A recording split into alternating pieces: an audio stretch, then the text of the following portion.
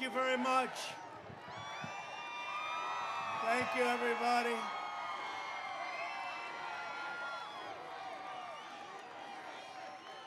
Thank you very much, everybody. Hello, Des Moines. Oh, it's been a good time we've had in Des Moines. Yeah, I even brought a hat. They said, sir, it is so windy out there. I said, well, my hair is very powerful. It's very strong. It can handle it. But I brought it just in case. It may get pretty bad, but it's pretty windy.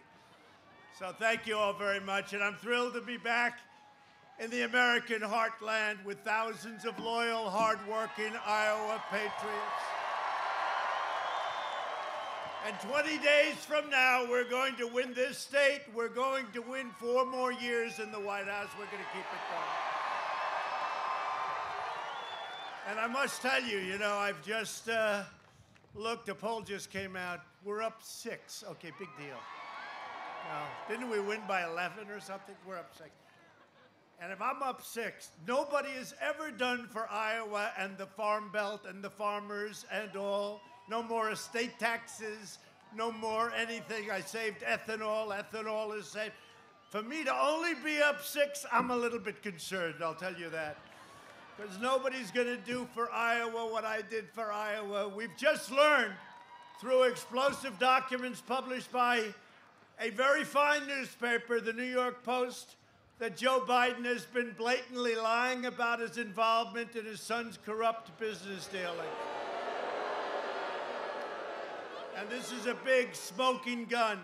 The newly uncovered emails reveal that a top executive from the highly questionable Ukrainian company, it's an energy company, which paid Hunter at least $50,000 a month, but it's now looking like it could be $183,000 a month. That's a lot of money.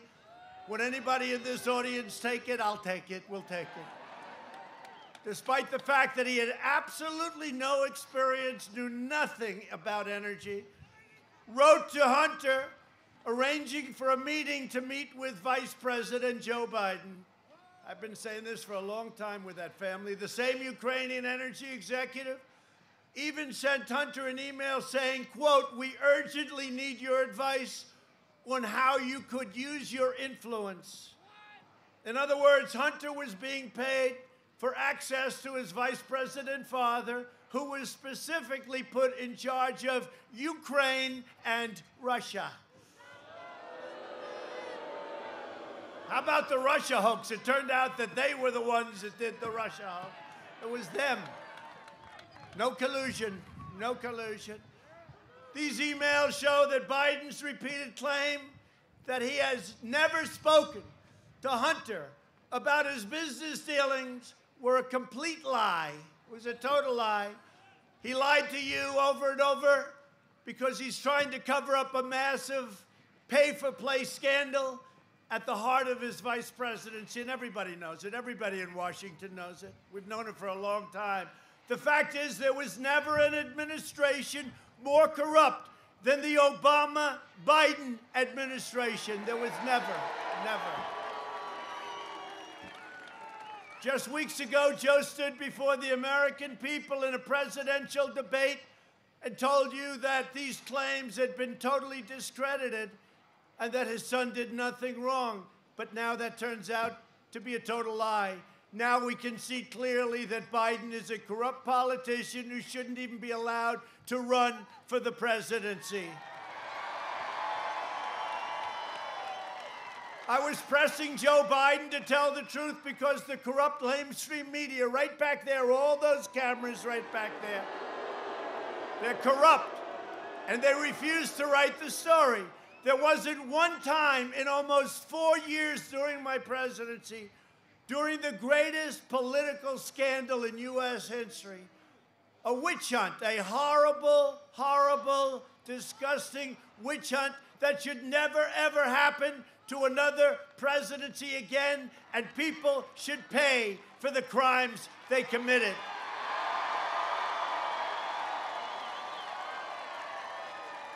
Which turned out to be a total illegal hoax that false and libelous stories every day, false and libelous stories, and they knew they were false too. They knew they were false. They were never taken down by Twitter or Facebook or the mainstream media, never once. Yet with Biden today, they take negative posts down almost before they even go up. They're trying to protect him. They're trying to protect Biden. They take him down. And I was just getting off that magnificent plane behind us, Air Force One. And I had heard, and I just don't know this for a fact, but they say Kayleigh McEnany. You know Kayleigh, right? Kayleigh McEnany. Good Kayleigh, she's so great. She's incredible. They closed down her account. She's the White House press secretary because she's reporting the truth. They closed down her account. So let's see what's going to happen. And did you hear the news? Bruce Orr is finally out of the Department of Justice. Bruce Orr. Him and his wonderful wife, Molly. She wrote all this stuff, and then he goes and he works at the Department of Justice, and he took it. Didn't he bring it to the FBI? The wife writes it. She gets paid a lot of money. Bruce Orr is finally out of the Department of Justice. That's good. A couple of years too late, that's all. He should be not only in the Department of Justice outbox, he should be someplace else, okay? 8 months after his alleged meeting with the Burmese executives. So this Burmese, they say, pronounce it Burmese. A real beautiful company. Vice President Joe Biden went to Ukraine and threatened to withhold $1 billion in aid if they did not fire the prosecutor that was investigating his son and the company that his son worked for. That's very miserable. The documents also show that before one of Joe's trips to Ukraine, Hunter emailed his business partner saying his lucrative contract should begin now. Think of that. Should begin now. Right now, it's got to begin. The whole thing is so incredible. Here's a guy. Look, let's just put it in simple language. He got thrown out of the military. That's unfortunate. He didn't have a job for a long time. His father becomes vice president, and he's making millions and millions and millions of dollars a year. Think of it. No, think of it. Think of it. It's like the Hillary stuff, the crooked Hillary, and it's the crooked Joe. You know, when a Democrat voter here in Iowa asked Joe last year, you remember, if his son raked in money in exchange for providing access, Joe called that man a damn liar. You're a damn liar. Kid's making millions of dollars. He had nothing. He didn't have a job. Thrown out of the military, sadly, but thrown out of the military. And he knew nothing about energy. He knew nothing about investments, knew nothing about China. How about he walked away $1.5 billion to manage for China? They don't do that with the most brilliant people on Wall Street. Vice President Biden, you owe the people of America an apology because it turns out you are a corrupt politician, okay?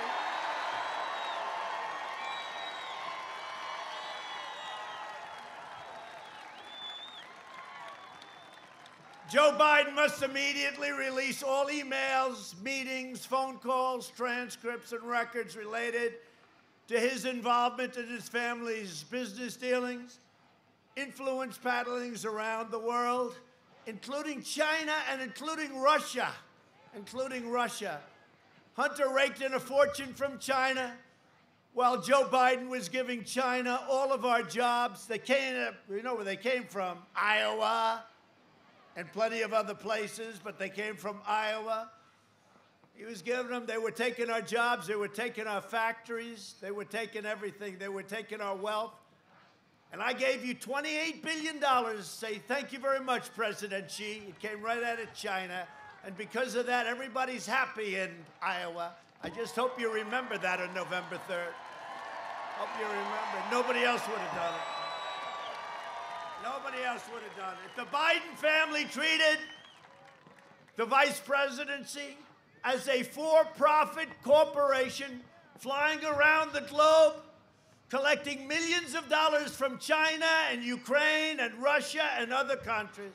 In fact, the wife of the mayor of Moscow gave Hunter Biden a check for $3.5 million in cash, while his father gave away the store to Russia, including Crimea. Remember Crimea?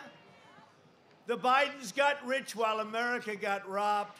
By contrast, and this is so true and so easily true, and I'm so proud of it in so many ways, I've given up billions of dollars to serve as your president, and it's my greatest honor of a lifetime. It's so true.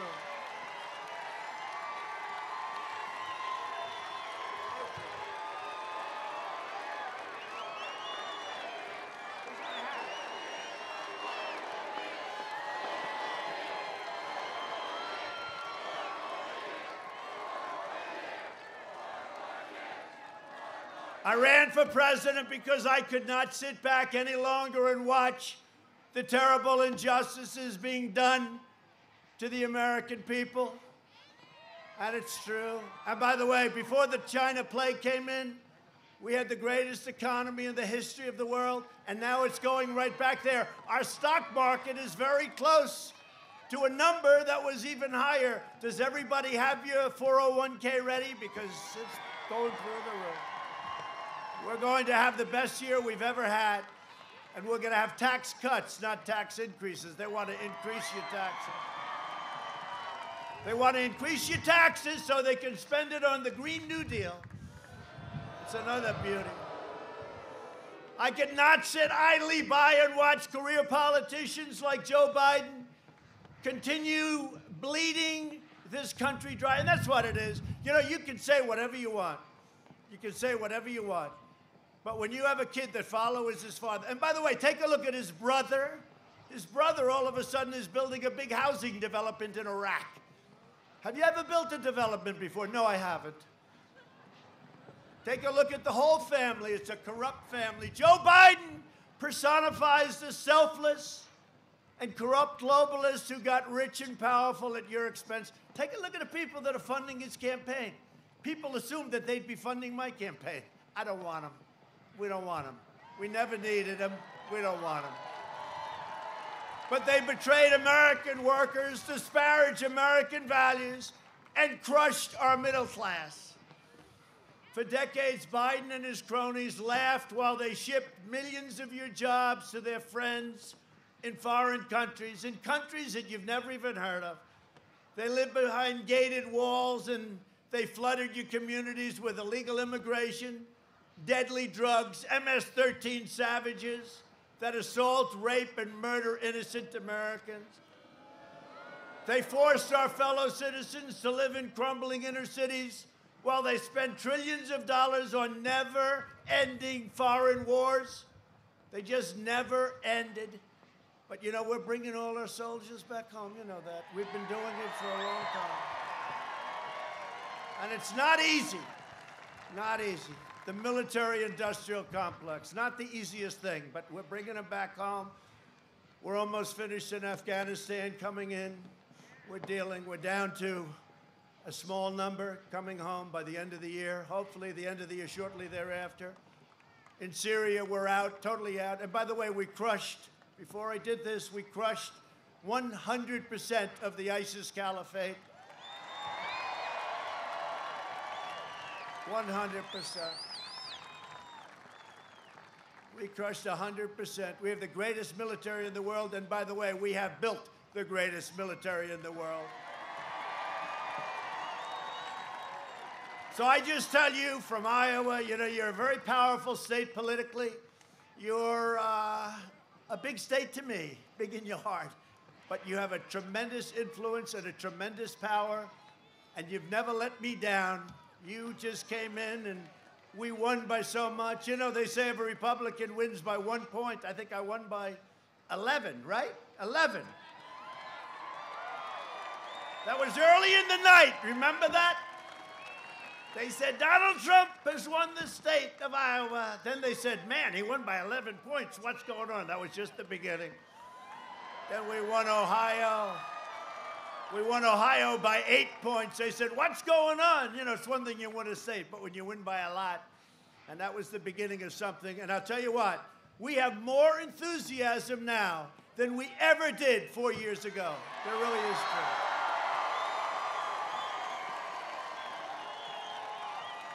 And we have great poll numbers, although, you know, you see a lot of the fake poll numbers. They'll do anything they can. They're called suppression polls. Yeah, there they go. Look at the red lights. They start to go off as I start to point.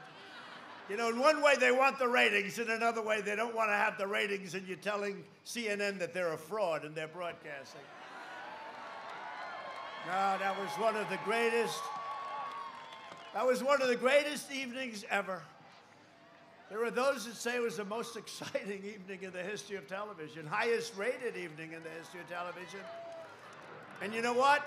The election we have coming up on November 3rd is actually more important. It's actually more important. In 2016, you voted to fire the failed and decrepit political class, and you elected an outsider as your president, and I finally put America first. It's called Make America Great Again.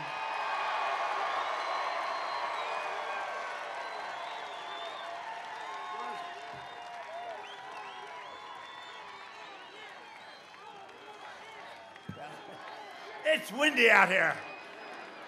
If you can wear the hat, I can wear the hat.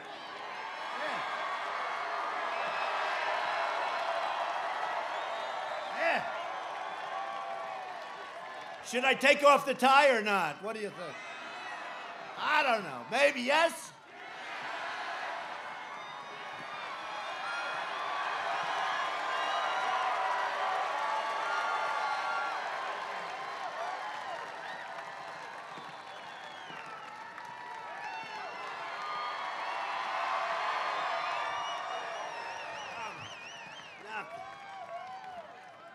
Oh, that feels so much better. That feels better. That feels good. Now we can all just relax and have a good time. No, but it's great to be with you. Seriously, we've had a great history here together. What we've done for you and what we've done for the farmers and what we've done for everything. You know, 2 weeks ago, you had the largest order of corn in the history of our country, right? 2 weeks ago, you had the largest order of soybeans in the history of our country and the largest order of beef. But you know why? Because China wants to keep me happy, that's why. It was from China because they know what they've done to us should never have been allowed. They could have stopped it. They didn't stop it. They should have stopped it. The only reason I'm your president is because the previous administration did a poor job, so poor, in fact, that I said, I'm going to run for president. And you know what? If they did a good job, I wouldn't have run. And if they did a good job, I guess I wouldn't have won. When you think, I wouldn't have run, and I wouldn't have won. But they were so bad, and it turns out they were so totally corrupt. We did not come this far to overcome this much and fight this hard, only to surrender our country back to the depraved Washington swamp. You know, when I would say, drain the swamp, I used to say it, you know, drain the swamp, and people liked it. I hated the expression. I hated it. I hated it. I just said, this is a hokey expression. And I put it in one speech, the place went crazy. I said, I'm starting to like that expression. Then I put it in another speech, and they went crazy. I said, you know, I really like it. I really like it. But you know, when I say drain the swamp, I had no idea the swamp was that dirty, that disgusting, and that deep. It's true. If I don't sound like a typical Washington politician, it's because I'm not a politician, thank God. And I don't want to insult our great politicians, because you have some great ones with us tonight. But if I don't always play by the rules of Washington and Washington establishment, it's because I was elected to fight for you harder than ever. And I tell you what, I fight for you harder than any president has ever fought for anyone. It's not easy. But I love it because we're making tremendous progress. We're making tremendous progress. And the fact is that no administration in their first 3.5 years has ever done as much as this administration has done. You take a look at the list. And you know, it's amazing because they always challenge you. They challenge you on everything. They never even challenge me on that statement. I make that statement all the time. They just stand there. They say, they grit their teeth. They say he's right. We might hate him, but they say he's right. Right now, I'm fighting to eradicate the virus, rebuild the economy, and save our country from the radical left. And that's exactly what we're doing. As a candidate, Joe Biden has made yet another corrupt bargain in exchange for his party's nomination.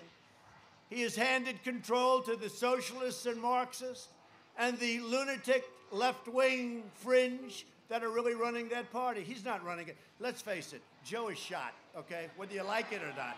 We can all be nice. It's gonna be my turn someday. It's even gonna be your turn someday, my friends. Someday. But you know, when it is your turn, you can't be president. One thing I've learned, President Xi of China, 100%. Putin of Russia, 100%. Kim Jong-un, by the way, whatever happened to that war we were supposed to be in? North Korea, 100%. These people are sharp and they're smart. Joe has lost it. In his best day, he wasn't a smart man. Everybody knows that.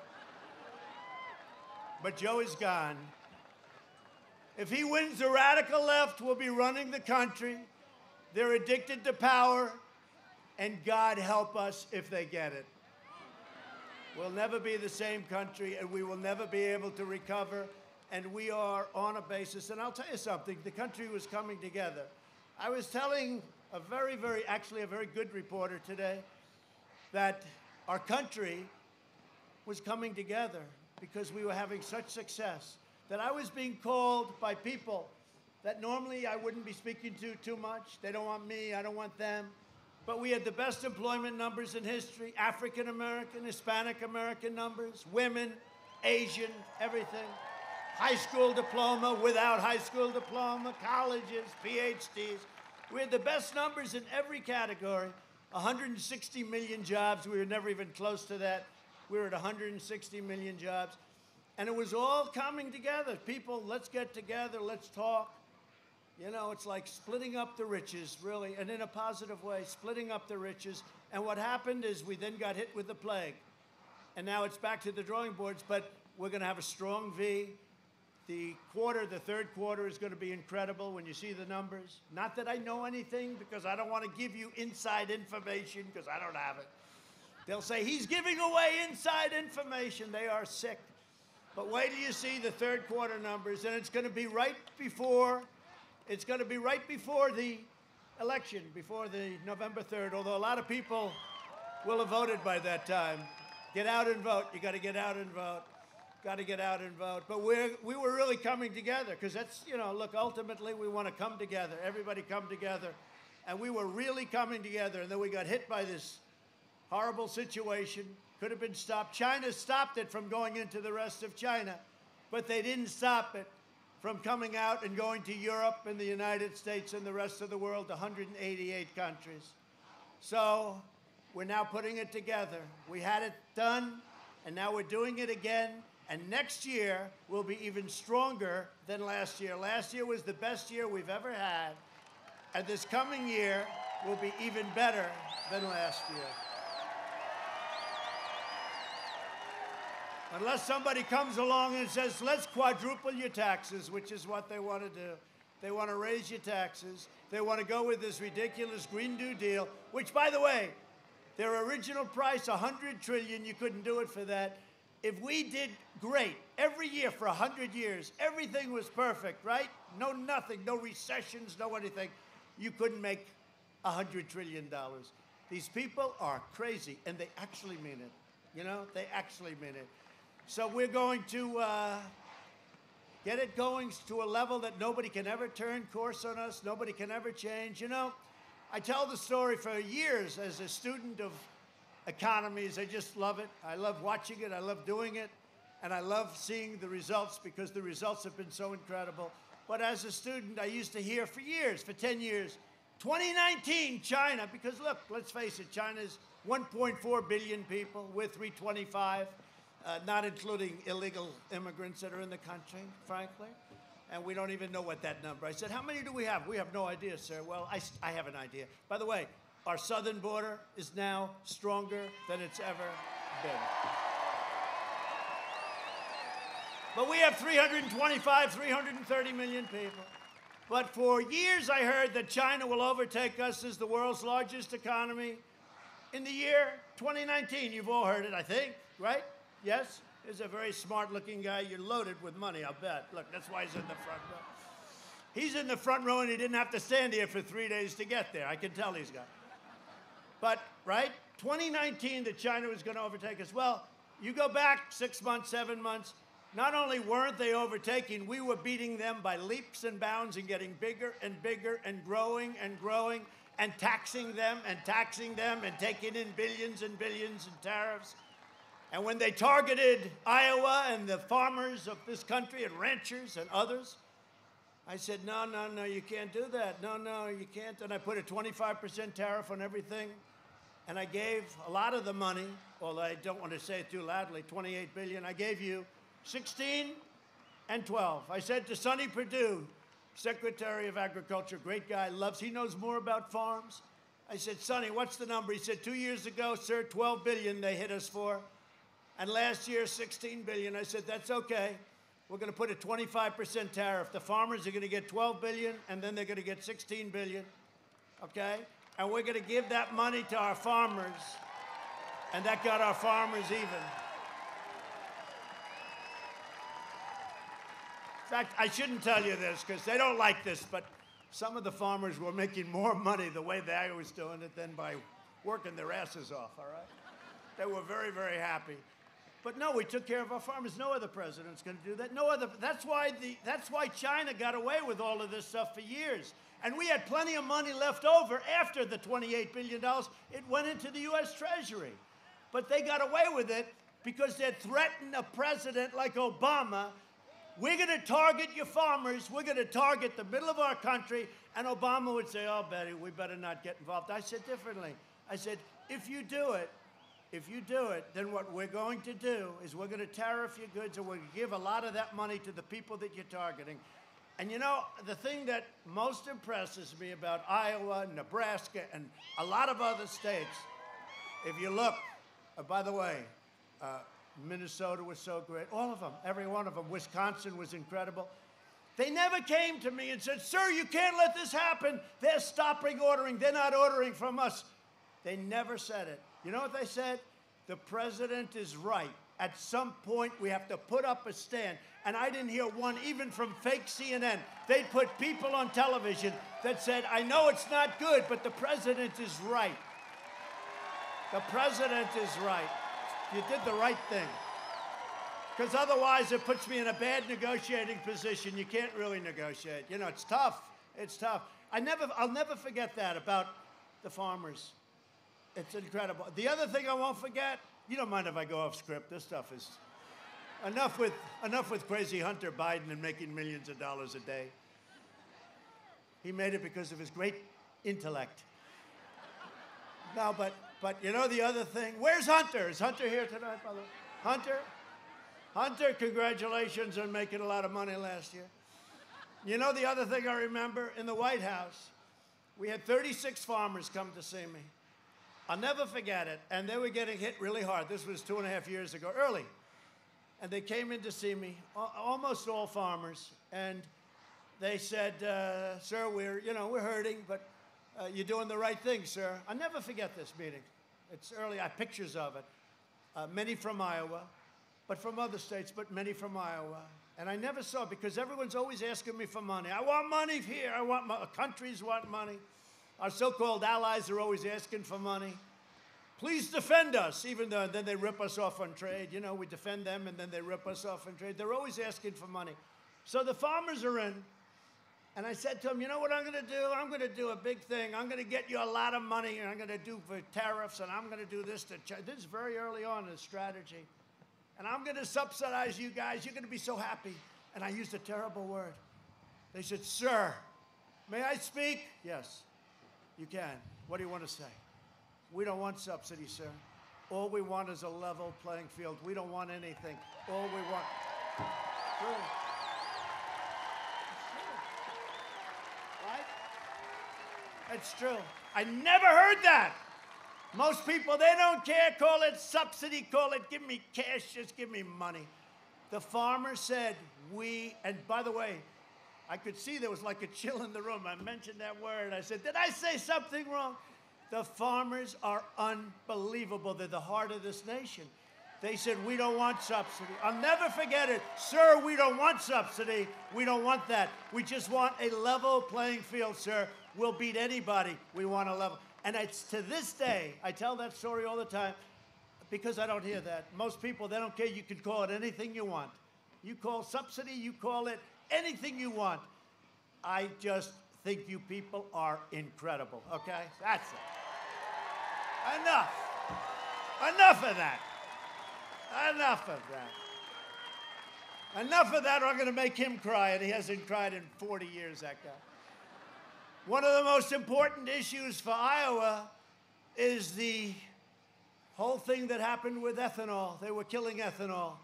And Joe Biden's vowed to abolish fossil fuels. He supports all of the outside, this crusade to eliminate gas-powered cars. And his running mate sponsors the insane. She's the most liberal. By the way, did Mike Pence beat her?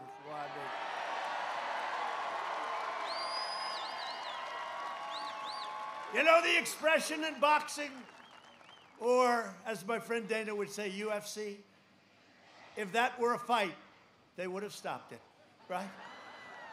Mike Pence, we love Mike Pence, and he loves Iowa, too. He loves Iowa. He just left.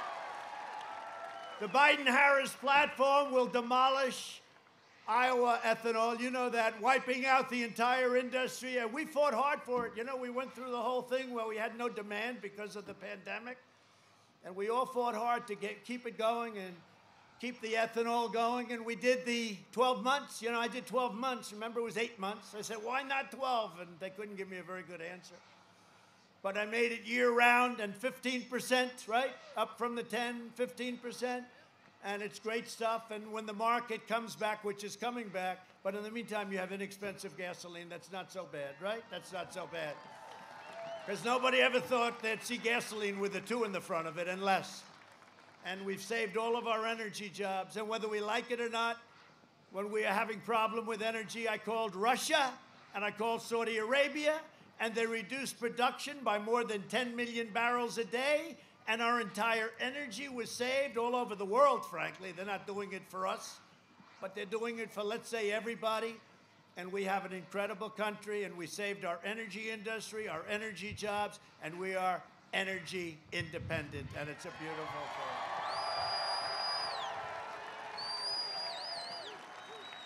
And by the way, I also made a little promise most of you won't understand.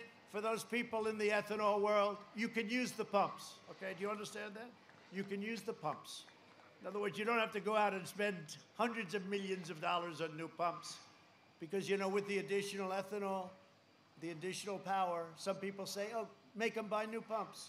No, I don't want you to buy new pumps. You don't have to. So for those people that understood what I just said, you know what I'm talking about, right? Using the pumps, that'll be okay.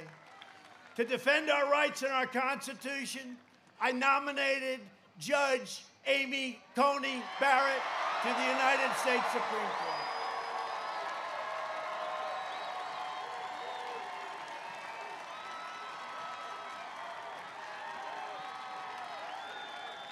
Right? And I'll tell you, I don't mind running against Sleepy Joe, but I wouldn't want to run against her right now. She has to promise. Please promise me, Amy, you'll never run. No, she's been great. She's so outsmarting these people with bad intention. You look at some of the questions that are being asked, and it's so obvious. These are not great chess players, let's face it. Let's face it, they're not great, but they're horrible, just horrible, nasty, and she handles it like nothing. She's a great intellect. And one of the reasons, she has a highly respected professor who's been teaching for many years, said she was the single greatest student that he's ever had. And that sold me. You know, I believe in that kind of thing. It's called intelligence. I believe in intelligence. But I just want to, having spoken to her in a few days, I want to just say that we made the right choice, right, with Amy.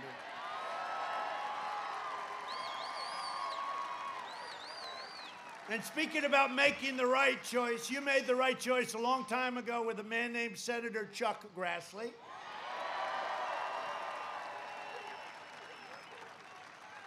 And you made the right choice, and you're going to do it again, I hope, because she's great, Joni Ernst. And they're right now in Washington fighting to confirm our great new justice, our future justice of the United States Supreme Court. Joni has been fantastic, and she's been fighting for Iowa values for a long time. She'll call me, sir, can we do this? Nobody called me more on ethanol than Joni and Chuck. In fact, I used to duck their calls. Tell them I'm not in. Just tell them I'm not here. I can't take it anymore, Joni. But that's what a good senator is. They want to keep your state going. They want to keep our country going. They love our country. They love our state that they represent. So Joni Ernst, you got to get her in. And Chuck Grassley, we don't have to worry about him. He'll be around forever. He's great. You know what I love about Chuck Grassley? He's got that voice, that great voice. Even when he's being nice, he sounds like the toughest guy, right? And he's being nice. And he looked at Comey, remember, you know, the corrupt FBI director. And he looks at Comey. He looks at Comey, corrupt guy. And he just said, did you leak? And Comey joked, yes, I did. He said in the House. Now let's see what happens to him. But I'll never forget Chuck Grassley, and he didn't mean it to be mean. He just sort of like got that rough voice. Did you leak? What? Yes, I gave it to my college professor friend from Columbia, yes. Remember that? We love Chuck. What a piece of work he is. If Democrats win, they will pack the Supreme Court with radical left judges who would shred our Second Amendment. And believe me, if they win, your Second Amendment is gone, okay? They'll empower violent mobs and shield deadly criminals and terrorists. Very simple. Joe Biden refuses to even answer questions unpacking the Supreme Court. How about this? They go up to him, do you want to pack the court? I'm not going to answer that question. You know why? Because they don't ask it if he doesn't, you know. Me, it would be like, forget it. But they say, you were going to pack the court, sir? I'm not going to answer that because I don't want to say. Oh, okay, good. Next question. Can you believe it? This is the essence of our country. We can't allow this to happen. And the other thing is, they don't ask the second. I put up a list of 45 great, brilliant, conservative, in our case, justices that go by the Constitution as written, et cetera, okay? So he's got to put up the name of justices or judges, whoever he'd pick, to become a justice of the Supreme Court. He's not doing that. They're not asking that question. They don't ask. Did you see the NBC thing last week where they had an NBC town hall? It was designed for a child, okay? When I get in, they ask me things that nobody ever even contemplated could be thought of. This guy, they're asking him these questions. Nobody can believe it. In fact, NBC took a lot of heat. They took a lot of heat. Biden's agenda would be a catastrophe for Iowa seniors. Everybody knows that. For years, Biden tried to cut Social Security and Medicare. Do you remember that? You do know he wanted to cut your Social Security and your Medicare. Now Biden is pledging mass amnesty and federal health care for illegal aliens, decimating Medicare and destroying your Social Security. And the problem is we all have a heart. I say it all the time. I'd love to take care of everybody all over the world. The problem is our country can't afford it. And if you start saying we're going to give free education, we're going to give you Medicare, we're going to give you health care, we're going to give you everything, our country will be flooded with millions and millions of people that are going to come from all over the world. They will decimate our country. You can't do it. Biden cares more about illegal aliens than he does for your senior citizens. It's true. And remember when they asked a question at the debate where the Democrats were up there? You had all these Democrats. They started off with 26. And in fact, I said, there's no way they picked Kamala because she treated him worse than anybody else. And her poll numbers were dropping like a rock, right? But they asked, who is going to give money, health care, to illegal aliens? And they all raised their hand. Remember Joe? He's looking around. Oh, yeah, he didn't understand the question. He did. You know, at least he has an excuse because he has no clue what the hell they're asking. But do you remember his position? He was like this. Their hands are all up. We're going to give all our money away. Forget about all you people. That's a big crowd, by the way. Look at that. Show it. Show it, please. Turn those cameras, please. That's a beautiful crowd. That's beautiful. But remember, Joe, so he's standing there. He's going to give health care to illegal immigrants, people that come into the country illegally, in other words, right? They come in illegally. And under a plan, they have the manifesto. They want to give them a lawyer. That's what we need is more lawyers now, okay? They want to give them a lawyer. They want to give them education. They want to give them health care. But they asked the question, and I said, wow, because I think they had like 26 people originally, but every one of them raised their hand, including Sleepy Joe. And what happened is Joe's like this, everybody other hand, and Joe, you could see he's, you know, for 47 years, he's got the itch because he's like, he knows this isn't going to work. He's saying to himself, because, you know, there's still something left, not much, but he's saying to himself, there's a natural instinct, right? A political instinct. And his shoulder went up, and then his hand. So I don't know. I don't think I'm even going to hold it to him. I'm not going to hold him. I get enough. How about the no fracking? We will not frack. Do you understand me? We will not. Then he gets a nomination. He goes to Pennsylvania, where they are reliant on energy and fracking and the jobs. Probably 900 to 1 million jobs, right? Goes there. The day after he says he's not fracking, he says, we will frack. We will frack. And they don't hold it to him. If I ever did that, it would be the end. But never going to be the end for us either, is it? Huh? You know that. Never going to be the end. Because we have something going that nobody has ever had going. We have a relationship with the people that nobody's ever had. Not because, you know, I do think I'm a nice guy. You know, a lot of people, they say suburbia, the suburban. I've saved the suburbs, okay? I've saved the suburbs. Then I heard I'm not doing well with suburban women, okay?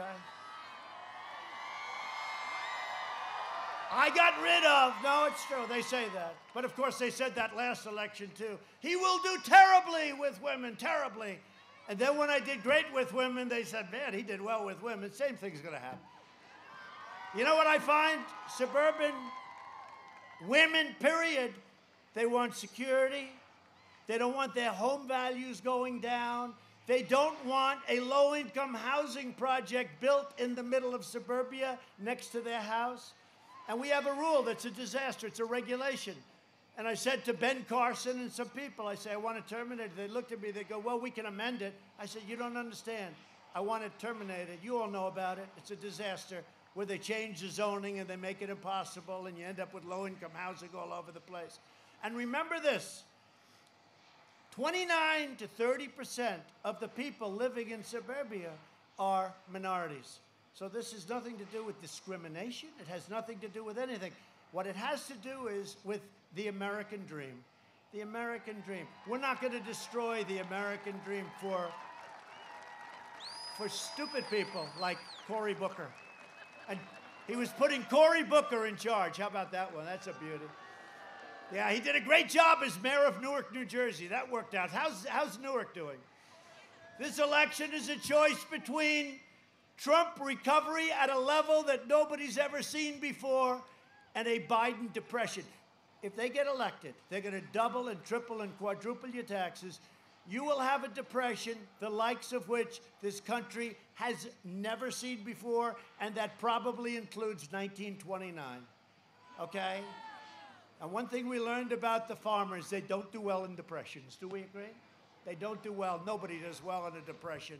You will have problems like you've never had before. Joe Biden would terminate our recovery, delay the vaccine, prolong the pandemic. And by the way, for those states, open up your states. Open them up.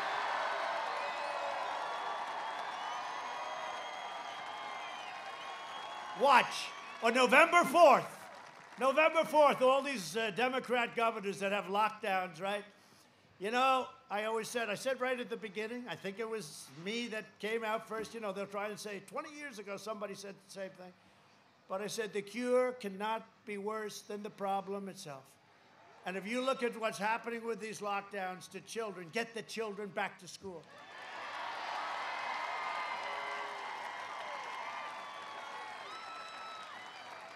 Like, I'll give you an example. The children, 99.9%.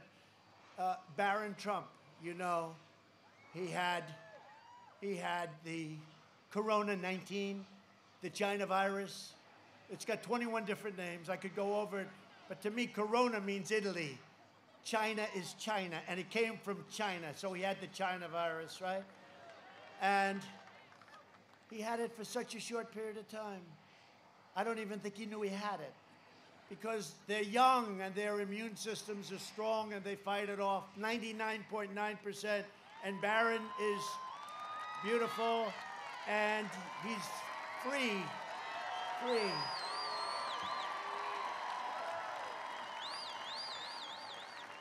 In fact, my wife, our first lady, who loves Iowa, by the way, our first lady, she put out that Barron has tested positive. And I said, wow.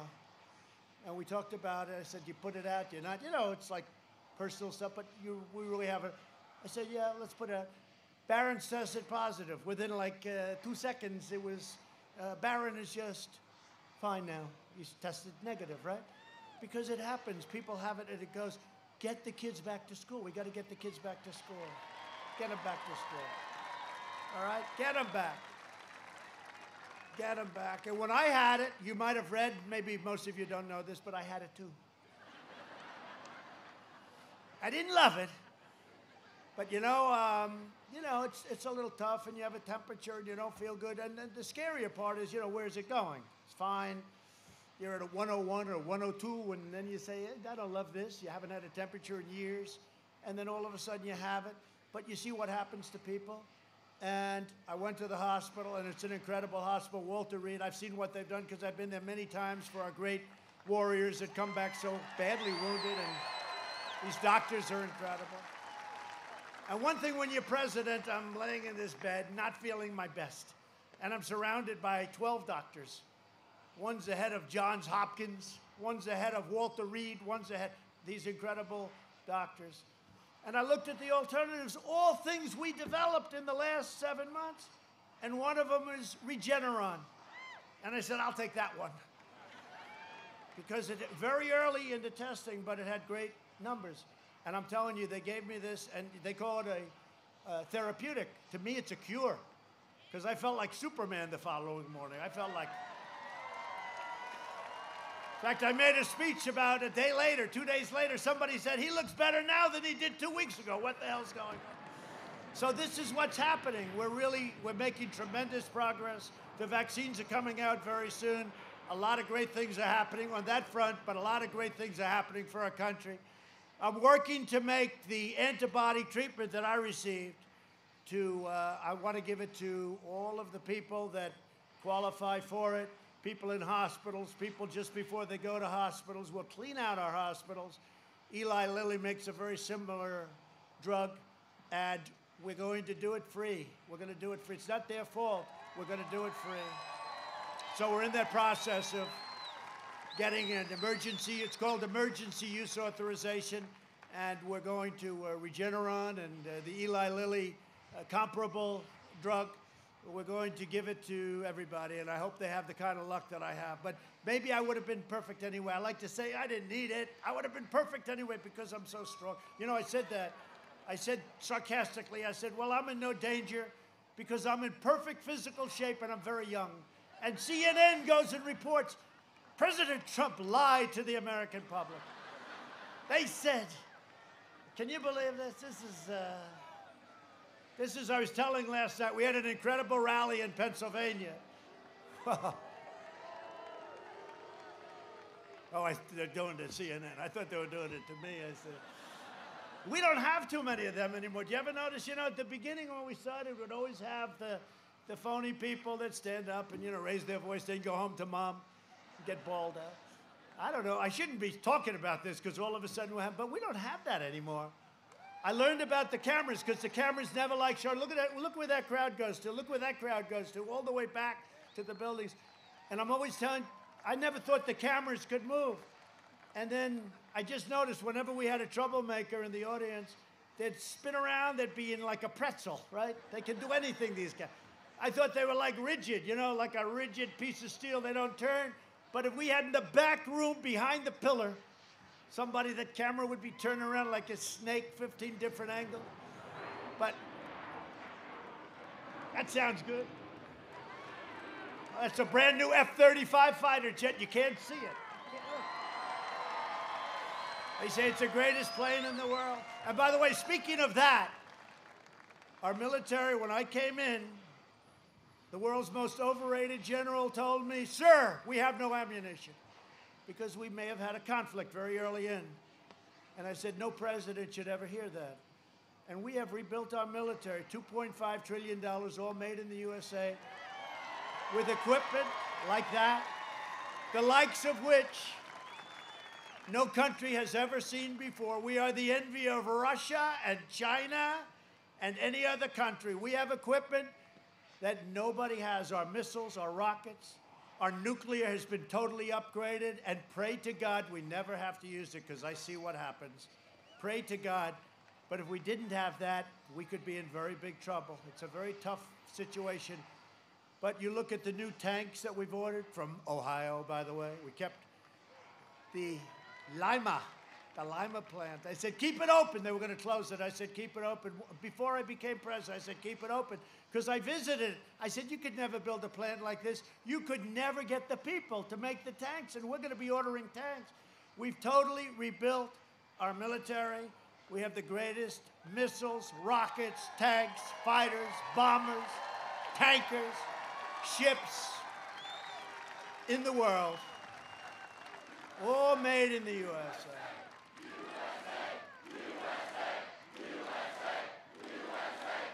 You can be proud of your country. Look at this young, handsome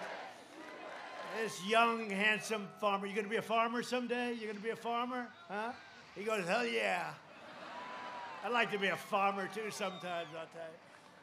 We're joined tonight by some incredible friends and great people. Your governor, who's done an incredible job, Kim Reynolds, and Kevin, her husband. Where's Kevin?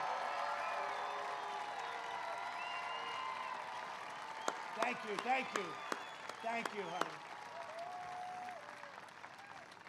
Really great job, Kim.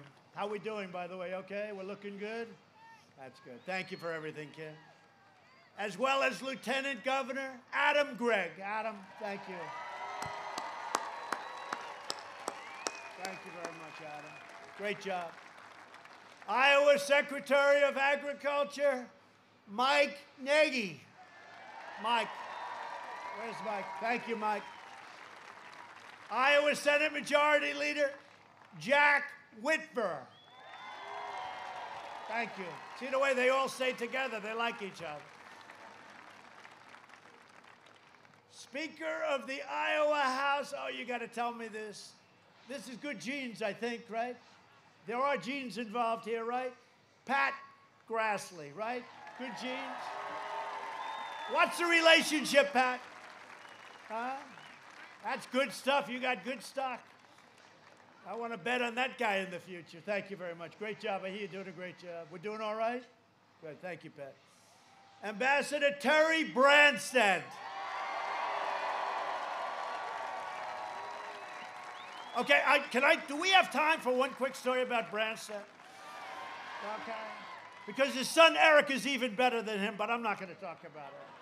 And here's a guy that doesn't mind me saying, you know, a lot of fathers, they get angry if you say that. Oh, I'm better than my son. Those are not great fathers. This guy's proud. His son is great. But when I met Terry, it was long before I thought about this, and I heard the governor of Iowa was in New York, and he wanted to see me. I said, oh, what the hell do I want to see the governor of Iowa for? You know, I'm putting up buildings, and I'm saying, all right. And I invited him before I ever thought about really doing this, you know, early on at least. And he came up, and a humble guy, great guy, handsome guy, that face, right? And he sat down. I figured I'd give him like 5 minutes. Kim, no longer than that, 5. And I ended up spending an hour and a half. I said, that is the smartest governor. And then I learned, and as you know, he was the governor for 24 years. That's an all-time record in the United States, right? 24 years. And he told me a story in the first meeting. That was before I think that I was even thinking about doing this. And again, it's only because Obama and Biden were so bad. I said, let me do it. I wish I didn't have to, but I'm having a lot of fun because we're making such progress. But he told me a story. He said, you know, many years ago, I met a man in China because he was selling corn. Can you believe it, right? Corn, crops. And he was selling corn. And he said to his wife, this is 35, 40 years ago, he said, I met a man in China and I went home to my wife. And I said, you know, I just met the next president of China many years forward, but I just met a future president of China. And I said, who was that? It was President Xi, who's now the president of China. And I said, you gotta be kidding. He said, nope, I could tell right from the beginning he was different. And he was, I'm not happy with what's going on, but he said, I just met the next president. And then I remembered that story, and then I ran, and he was so incredible to me in Iowa, and he wanted us to win, and his son was very much in charge of what we were doing, and it worked out great, and we won by a lot, and then we won the whole thing. And I said, you know, we have to pick somebody really smart for China. And I said, you know, the governor of Iowa came to me and told me that story, and I called him. I said, how would you like to be ambassador to China? And he said, sir, I've been doing this for 24 years. It would be an honor. And I have to tell you this, he represented us great with China. He represented us great. I never told that story. I never told that story. But about a month ago, he called. He said, sir, I want to come home now. I want to make sure you get reelected. I want to come home. And he's out there. I know he's out there working, but we love him. He's a special guy. You got a couple of real beauties with Grassley and with this guy. I'll tell you, what a couple of great people. Thank you very much for everything. Great job you did as ambassador. The only question I have is, do we call you Mr. Ambassador or Mr. Governor? What do you like? He said either one's okay. That's him. Anyway, thank you very much. Great job. I want to introduce another one who's one of the best, maybe the best in the whole country. He's the chairman of the Iowa GOP, Jeff Kaufman.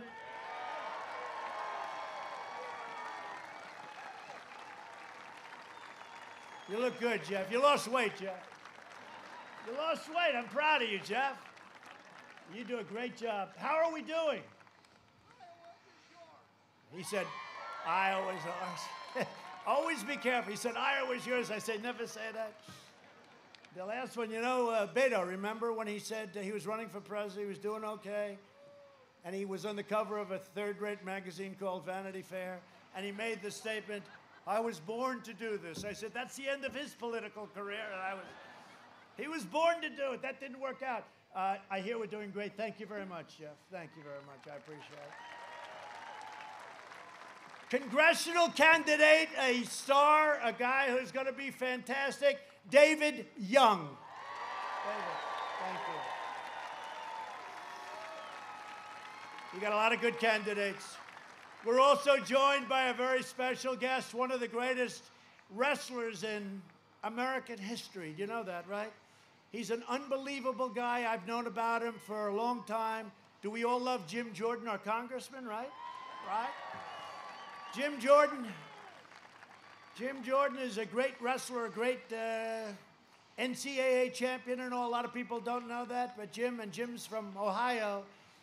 But he says the greatest of them all is a guy named Dan Gable. You ever hear of Dan Gable?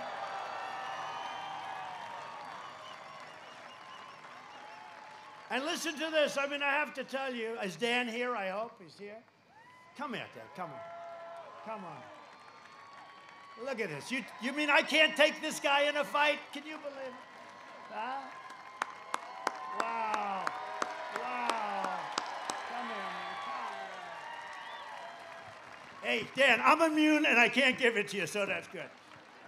We love you. But I met Dan a few years ago, and I looked at him and I said, How come he's 181-1? Think of it. He won 181. People don't know, like, that's like crazy. 181-1. I'm going to ask you later on who is the one. I want to find out who. But he did something else. He won the Olympics, 1972.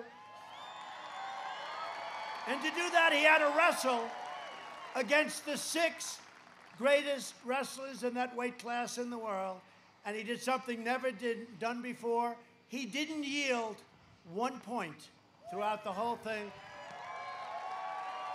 And he ended up beating, in the Olympic finals for the gold medal, he beat the great Russian wrestler, didn't get a point. He went through the whole thing. Nobody got a point. And I'm looking at him and I'm saying to myself, I'm telling you I could take him, but I better not try it. But Dan has been inducted into the USA Wrestling Hall of Fame, the US Olympic Hall of Fame, the National Wrestling Hall of Fame, and the United World Wrestling Hall of Fame. And he's become University of Iowa's all-time most winning coach. In fact, Jim Jordan said he was as great a coach as he was a wrestler. He won many. How many championships did you win as a coach, Dan? 15. And I come from a town where you have the Jets, they never win. You have the Mets, they never win. He won 15. That's called talent. It's called extraordinary talent, actually. And what I did is I thought about it. I thought about it long and hard. We're very selective.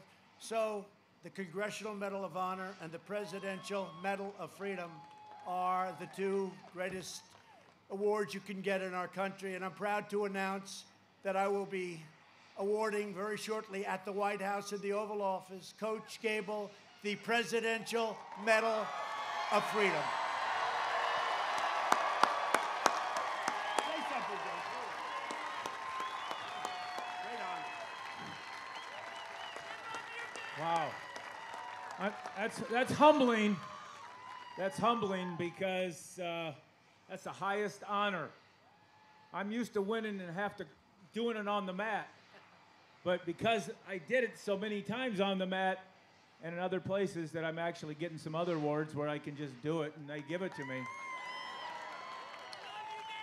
See, the thing about this guy is I've coached a lot of athletes over all the years. And I'll tell you what, when I look at them and I hear them, they kind of remind me a little bit of this guy right here. And every one of them, you had to mold. Every one of them, you had to learn a little bit more. They had to get better. And every one of them did. And that's why they were not just one-time champions. This guy's already a one-time champion.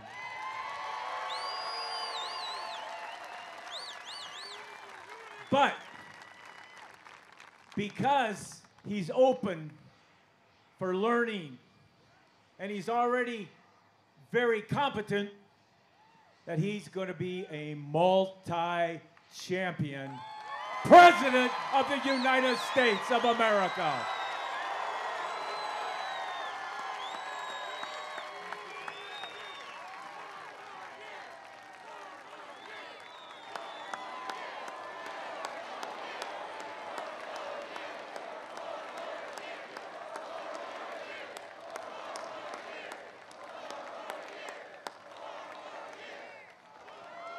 Well, he's the pride of Iowa, and he's great. You know, you always try and figure out what makes a champion because you look at him, nice guy, good-looking guy, all that stuff, but why is he 181-1?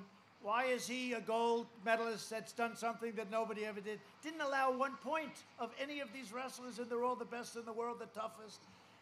And there's just something different, and you'll probably never figure it out. It is with great champions. You see it, and you see it all the time with great champions, but there are very few. Jack Nicklaus, you see it. Tiger got the same award. When Tiger won the Masters a few months ago, I said, you know what? That's an incredible thing he did. And we gave him the Presidential Medal of Freedom, and he said it's one of the greatest honors. He actually said it's his greatest honor. I said, Tiger, you deserve it. You know, he went through a lot, and he came back, but you have great champions, and they're different, and nobody knows why. That man is different, and he's a champion, and it's an honor to present you to the people that love you most, Iowa. Thank you. Thank you. Under my administration, we built the greatest economy in the history of the world, and now we're doing it again. We've got a V shape. We're going to see some very big numbers, and you're seeing it. In my first 3 years, family income increased by $6,000. That's more than 5 times the gains in all 8 years under the last administration. African American income grew 9 times more than it did under Biden and Obama. We lifted 6.6 million Americans out of poverty, so proud of that. African American unemployment, Hispanic American unemployment, and Asian American unemployment all reached the lowest levels in history. At the end of the last administration, the Congressional Budget Office projected fewer than 2 million jobs would be created over the next 3 years. And we crushed that prediction and created almost 8 million jobs. Nobody can believe it. And we're doing it again. My policies have benefited those who needed it the most. The bottom 50% of households saw an astonishing 40% increase in net worth. After our tax cuts, wages grew fastest for the nicest, I mean, it makes me feel so good, blue-collar workers. They were the ones that had the biggest benefit from what we did. Since the China virus, we have created a record 11.4 million jobs. That's a record. We've never created jobs at a level at which we're creating them now. We've already cut the unemployment rate in half. We're down to 7.8%. Sounds high, but a lot of people said we're going to be at 42%. We're down to 7.8 and going down rapidly. Under Biden, it took 30 months to recover more than half of the jobs lost. 30 months. We did it in 5 months. Jobs have been recovering. Think of this. Jobs have been recovering 23 times faster than the Obama-Biden recovery. 23 times faster. Not 23%, 23 times faster. I've spent the last 4 years reversing the damage Joe Biden inflicted over the last 47 years. He supported NAFTA, a disaster. Now you have USMCA, it's the best, it's now kicked in. He supported TPP, would have destroyed your farms, would have destroyed everything, and our auto industry would have been gone. And he supported China's entry into the World Trade Organization, a catastrophe for our nation. You know, China tries to get away with the fact that they are a developing nation. Not anymore. If Biden wins, China wins. That's what's going to happen. If Biden wins, China will own our country. They'll own it. And if we win, Iowa wins, and America wins, and we're going to win for a long time. For decades, our politicians spent trillions of dollars rebuilding foreign nations, fighting foreign wars, and defending foreign borders. But now we are finally protecting our nation, rebuilding our cities, and we are bringing our jobs, our factories, and our troops back home to the USA where they belong.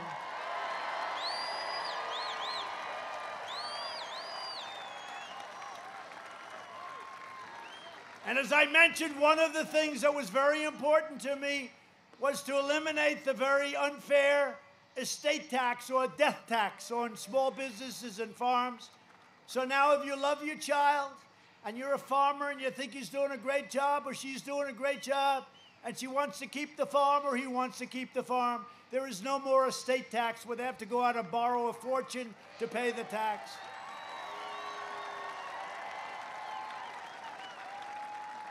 Is there anybody here who has a child to which they do not want to leave the farm because they don't like their child?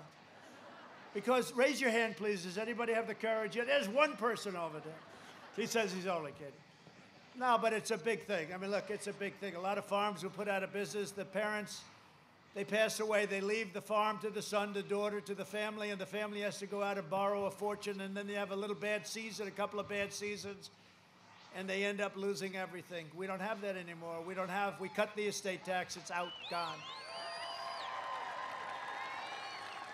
These are things a lot of people don't even know. We got that. Along with the tax cuts, we got that. Biden wants to repeal our tax cuts and massively raise taxes on your family farms. And what we did was hit the, you know this, I mean, you know exactly. We hit it so quickly. We hit so hard. We hit so strong on this whole tax situation because the farmers were being treated unfairly, so unfairly with respect to taxes. I quickly issued a major disaster declaration, and I will be with you every step of the way. And I think Kim will say this, your governor, when you had floods all over the place, you were like a large-scale swimming pool. I hate to say it, Iowa. I looked at the pictures that your governor sent. I said, Kim, I never knew that this was oceanfront property. And we took care of you, right? We gave you everything you needed, and we got rid of we rebuilt the dams and the dikes, right? We rebuilt it, and we rebuilt it fast. My opponent has put forward a radical plan to eliminate U.S. borders by implementing catch and release, imposing deadly sanctuary cities, and suspending all removals of illegal aliens. So if you have somebody that's a murderer or a rapist, we can't do it. They agreed with Bernie Sanders, crazy Bernie. There's nobody that knows how to lose like Bernie. 4 years ago, he lost. He went home happy. He lost again because Pocahontas refused to get out of the race. Otherwise, I would have been running against Bernie. I don't know which is better. There would have been a lot more enthusiasm for Bernie, smaller base, more enthusiasm. But he got, I'll tell you, we're going to get a lot of the Bernie voters because they don't like Joe, and they love our policy on dealing with other nations, because they love our policy on trade, because they understand. They happen to understand that, but they also know we can do something about it. Bernie would have never been able to do that. The United States would be completely overrun in a matter of days. Under my leadership, we achieved the most secure border in U.S. history, and we are finishing the wall. It's now over 400 miles long. It's already built. And as I said, Mexico is paying for the wall.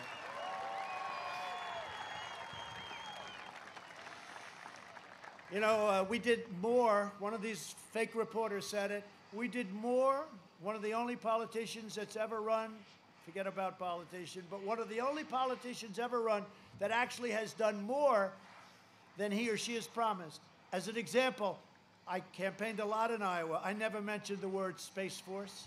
But when I got into office, I realized I looked at Russia, I looked at Kim Jong-un, I looked at China. I said, we need a Space Force. And we got Space Force. I never talked about it in the campaign trail. We also passed VA choice for our great veterans and VA accountability, things that they said were impossible to get done.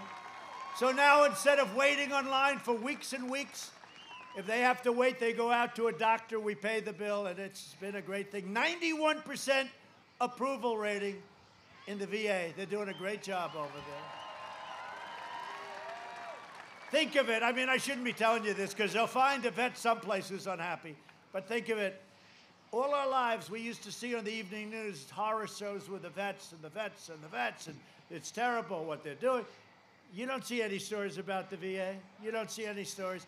We have done 91% approval rating by the vets for the VA, the job we're doing. And we defeated 100%. You know, we're bringing our soldiers home, but we defeated 100% of the ISIS caliphate in Syria and Iraq. And when I took over, it was a mess. And we killed the leader of ISIS, al-Baghdadi. They were looking for him for years and years. And we then took out the world's #1 terrorist and the mass murderer of American troops and many other troops and many other people. Qasem Soleimani is dead. Dead. One of the biggest things to happen in the Middle East in 50 years. I withdrew from the last administration's disastrous Iran nuclear catastrophe. $150 billion, $1.8 billion in cash for nothing. The deal's practically expiring now anyway if we didn't terminate it. I kept my promise, recognized the true capital of Israel, and opened the American embassy in Jerusalem.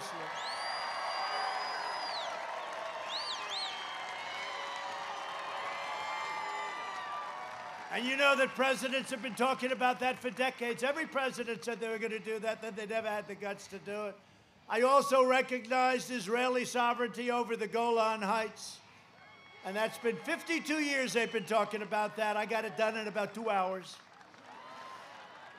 And instead of endless war, we're forging peace in the Middle East.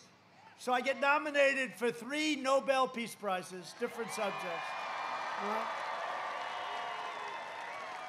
And I told the story the other night. I was in Florida, Pennsylvania. I told our First Lady, darling, we're going to have the greatest publicity I've ever had tonight. I got nominated for the Nobel Prize. Do you know what that is, darling? Let's go home. So I leave for the first time in a long time early. I get home. I turn on the television. They talked about your floods in Iowa. They talked about how's Iowa doing the crops? How's this happening? How are they doing in Florida? 3, 4 stories, one after another. Where's my Nobel Peace Prize? They don't talk about it. I said, you know, darling, this news is a little tough. It's a little tough to crack. When Obama got his Nobel Prize, it was so early, he didn't even do anything. He still doesn't know what he got it for. They said, why did you get it? He said, I have no idea. And it was the biggest story. It was all over the place. With me, I got 3, and they got 3 nominations. Nobody talks about it. So at least I figured I might as well mention it, right? Kim, I should mention it, right, Kim? Kevin, right, Kevin? Kevin, stand up, please, Kevin. There's the guy. They went on a hunting trip. My son, Don, he loves hunting, and he went, Kevin, Don, and about 300 of the governors, your previous governor's friends, and they all went hunting, and it was like 25 degrees below zero. The only 2 guys that stood out there the whole time were Kevin and Don Trump Jr. And they came back. Everyone else was back in about 15 minutes, Terry, right? They were all back, and they wanted to go back into the lodge. The hell with this. And after a weekend, my son comes back, and Kevin comes back, and you 2 guys didn't even know what they were talking about. You didn't know what the problem was, right?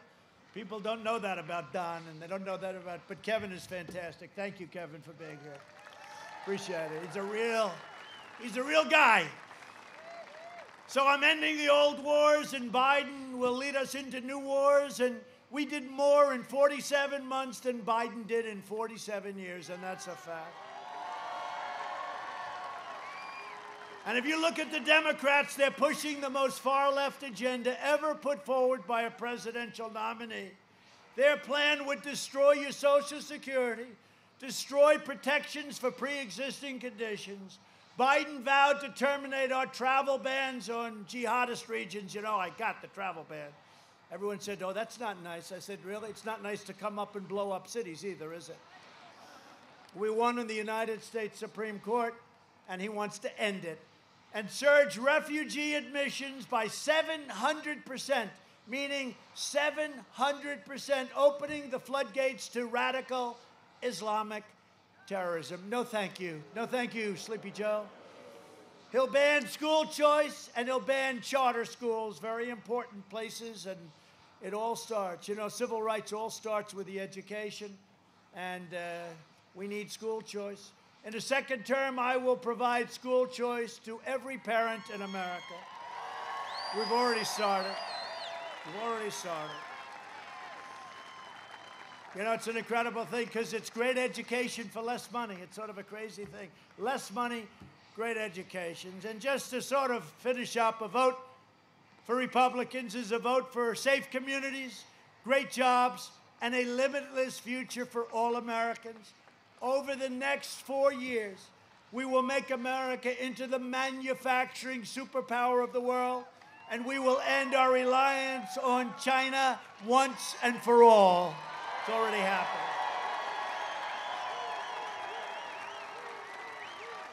We will hire more police, increase penalties for assaults on law enforcement, and we will ban deadly sanctuary cities. We will uphold religious liberty, free speech, and the right to keep and bear arms, your Second Amendment. We will strike down terrorists who threaten our citizens, and we will keep America out of ridiculous, horrible, endless foreign wars. We will maintain America's unrivaled military might. We have never, ever been even close to as strong as we are right now. Greatest equipment ever in our history. And we will ensure peace through strength.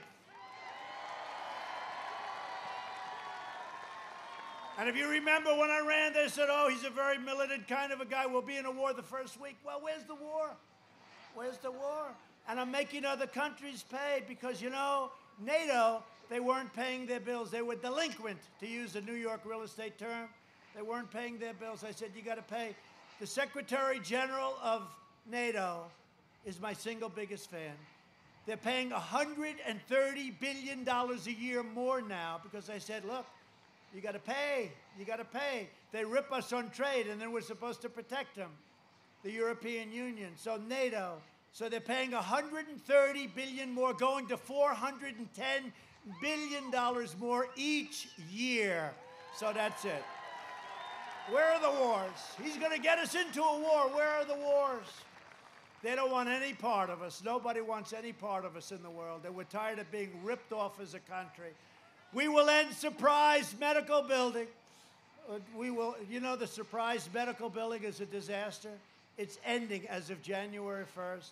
Require price transparency, all signed, all done, January 1st. Can you imagine if I lose and I've done all these things, they kick in on January 1st? You're going to say, boy, that Biden's done a great job on price transparency. And they'll say, what do you think? And he has no idea what the hell it is. And further reduce the cost of prescription drugs. We went to a favored nations clause so that we will pay the lowest drug prices in the world, okay? We will strongly protect Medicare and Social Security, and we will always protect patients with pre-existing conditions. America will land the first woman on the moon, and the United States will be the first nation to land an astronaut on Mars. And you know, when I took over, NASA was basically closed. It was shredded. It was nothing. And now it's the #1 preeminent space center anywhere in the world by far.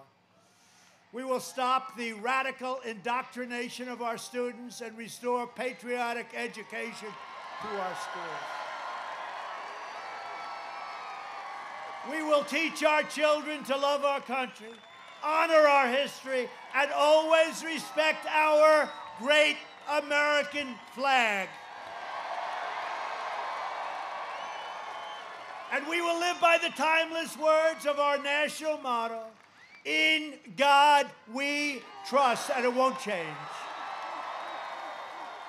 For years you had a president who apologized for America. Now you have a president who is standing up for America and standing up for the great people of Iowa. So get your friends, get your family, get your neighbors, get your workers and co-workers, and get the hell out to vote, because if I don't get Iowa, I won't believe that one. I may never have to come back here again if I don't get Iowa. I'll never be back. You understand that, Kim? I will say this, there has never been a president has done more for farmers and ranchers, for the Farm Belt, for Iowa. There's never been a president that's even come close to what I've done. And I will say that, and I'll say it loud and clear. I'll say that loud and clear. From Cambridge to Council Bluffs, from Cedar Rapids to Rock Rapids, from Davenport to right here in Des Moines, we stand on the shoulders of Iowa patriots who gave their blood, sweat, and tears for this beloved nation. We inherit the legacy of American heroes. Just nobody has anything more than what you have. So much. Look at yourselves and look where you've come. Look even in the world of politics. Iowa. It's Iowa. And by the way, as long as I'm here, Iowa, and I made this pledge to you 4 years ago, Iowa will always come first in the rotation. You know what that means, right? There's a lot of pressure. Let's put them back. I said, no, you're not putting them back. You know why? Because that's called the opposite of cancel culture. That's called a great American tradition. Iowa will always be number one, okay? You can forget it. We inherit the legacy of American heroes who crossed the oceans, blazed the trails, settled the continent, tamed the wilderness, laid down the railroads, dug out the Panama Canal, raised up the skyscrapers, won 2 world wars, defeated fascism and communism, and landed our brave American astronauts on the face of the moon. So much you've done. We made America into the single greatest nation in the history of the world, and the best is yet to come. Proud citizens like you help build this country, and together we are taking back our country. We are returning power to you, the American people. With your help, your devotion, and your drive, we are going to keep on working, we are going to keep on fighting, and we are going to keep on winning, winning, winning. Because we are one movement. We are one people and one family. We are one glorious nation under God. And together with the incredible people of Iowa, we have made America wealthy again. We have made America strong again. We have made America proud again. We will make America safe again. And we will make America great again. Thank you, Iowa. Thank you. Thank you very much.